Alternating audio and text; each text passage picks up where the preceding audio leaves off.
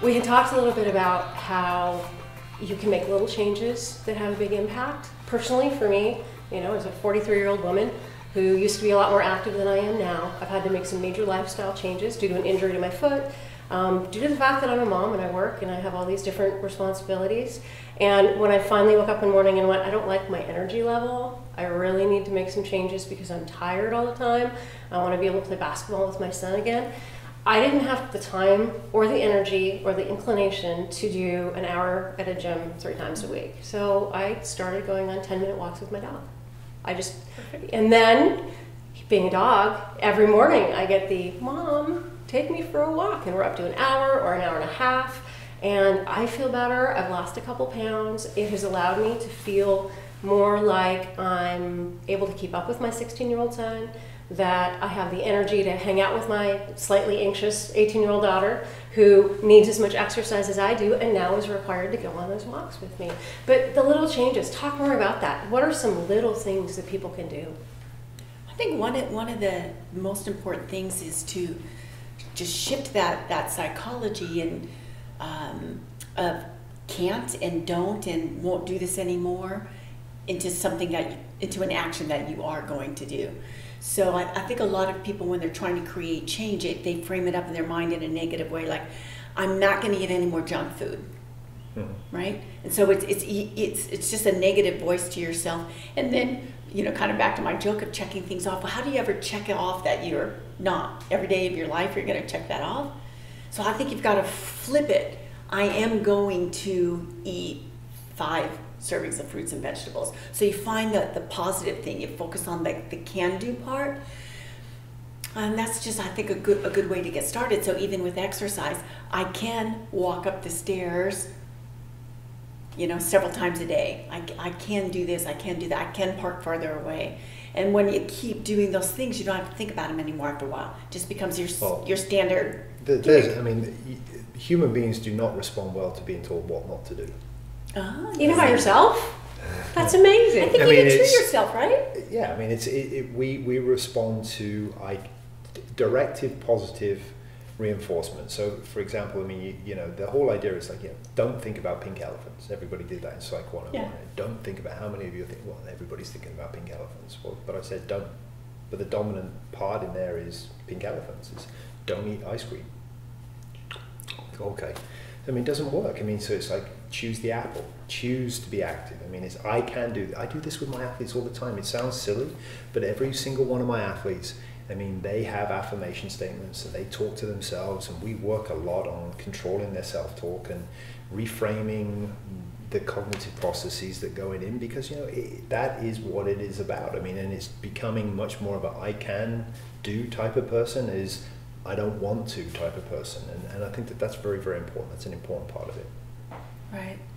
So I think for people who are getting started, just to choose things that are, within their realm. So if you live in an area where there's a park, you can go to the park and play with your kids. You can do things like that. So I think a lot of times we get framed up in this big picture of what we want to change. Like, I want to be really healthy and fit. I want to be able to run a marathon. And I'm not saying don't think that, but then break it down to the... Well, here's a great example.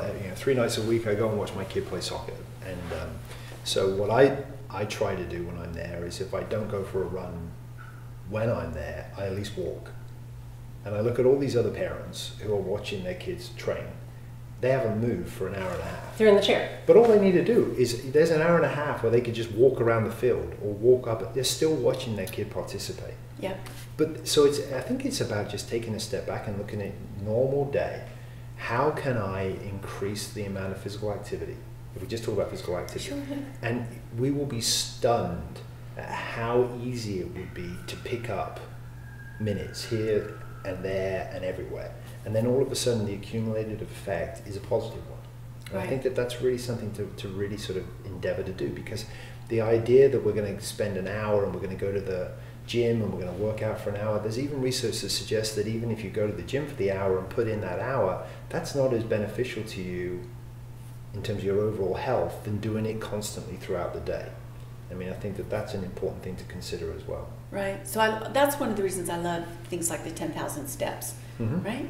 Because I think that I laugh every time I go on vacation. My sister and I went to Europe not very long ago, and she's an avid little fitness person like me, and we're like, oh, you know, we're gonna do this, we're gonna do that, we're gonna run, we're gonna do all this kind of. By the time we walked around up and down the subways and all that kind of stuff, I said to her one day, I swear we probably just walked a marathon. And then we were both pretty chuffed up, like, oh, we walked a marathon today. But it is that thing of just being active and taking, well, it's also interesting. I mean, you know, and again, this is probably a bigger topic than we're dealing with here. Is environmentally, this country is not exactly set up for the type of these things. I mean, if you go to European cities, they're set up for walking. They are. That's the way you get around. Right. I mean, in this country, outside of the East Coast, I mean, that really. I mean, I was in LA earlier this week.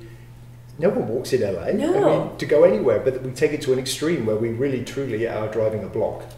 So I mean, it gets silly, it gets completely out of control. So I mean, I think that there's, you know, you have to really look at your environment also and say, is there things I can do? I mean, you mentioned earlier about can I park just a little bit further away so that I get 2 minutes walk. You know, see people just driving around parking lots looking for that number one spot. I had somebody do it last night. I was leaving, and someone was like, there was like a whole bunch of parking spaces a little farther away. And here I am, I got my 4 bags, I'm trying to get in my car, and I see this, you know, person waiting for me, and I got a little really flustered, like I was trying to hurry up and get everything done, and then part of me was like, are you kidding me? Yeah. Well, what's really funny is think about retail therapy. I mean, you think about retail therapy, it feels good to go spend the money. Switch that. Retail therapy can become okay, I'm gonna go buy a new purse because I've had a really hard week, but you're not as depressed when you're done because you've had to walk half a mile from your car to the store. And when you get to the end of that shopping trip, you've spent all this time walking around to make sure you don't miss any good deals, to make sure you haven't missed anything else. Put on one of those walking measuring that tells you how many steps you've done. You might be surprised at just a shopping trip and how adding a shopping trip, or when you go to the grocery store, start at the outside of the store, buy all the healthy foods first, and then do 3 more loops around before you start going down the snack food aisle. And by then you're going to feel so energized, maybe you're not going to want that bag of chips. Good idea.